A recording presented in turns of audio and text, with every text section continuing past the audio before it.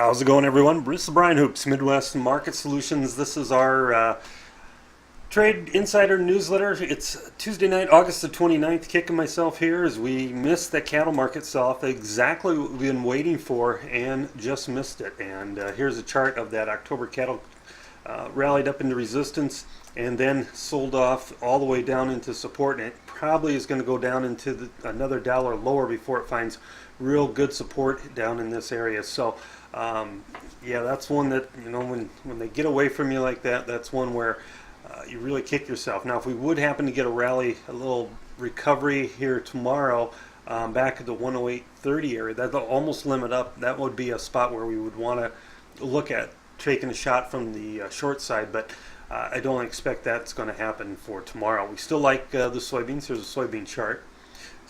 Still think this market's trying to break its trend in here, and it's getting, as you notice by this Williams indicator, almost oversold enough where we would try and jump at it, but I think we've got a chance to come down into this support area around 930.31, and if it does, that's where we're going to try and take our first shot at getting long one, and then if it dips even a little further, we'll take a stab at that as well.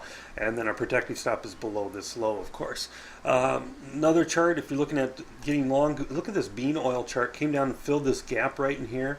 We're oversold according to this indicator, so market may have a chance to go back up and rally, and this may be the market that has shown the most strength in here of any of the grains, is this bean oil market. We've been talking about Minneapolis wheat. This could have been a flush out day. We took out the support here and ran a lot of the stops and then closed back above this support. So this could be the flush that signals the low is coming in this market. If we've got to take out this high, the 677.75. We've got to get above this area to change this trend. But if we do, I think that's a very positive technical setup for this market. I think overall this market wants to try and move higher again.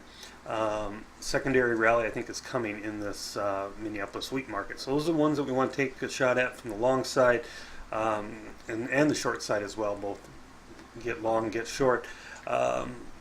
Questions on corn, a lot of questions. You're just in such a steep downtrend in here. We're hitting contract lows 5, 6, 7 days in a row. I really don't want to step in and try and buy this. At some point, she's going to show a bottom.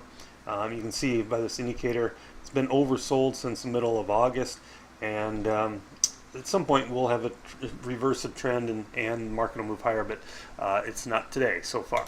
All right, as far as our system trades, the S&P system did go long 24.39. It will bail out on the opening tomorrow if the opening is profitable. It looks like it probably will be unless we have an overnight sell-off. The Inner Circle Bonds system went long. This is going to be the December contract. The signals are rolling, so 155.17 in the December, and your exit point is here at 155.28. That's your exit target, and no signals in the crude oil system. All right, have a great night, and hope you've had a successful day of trade. Brian Hoops, Midwest Markets. Talk to you soon.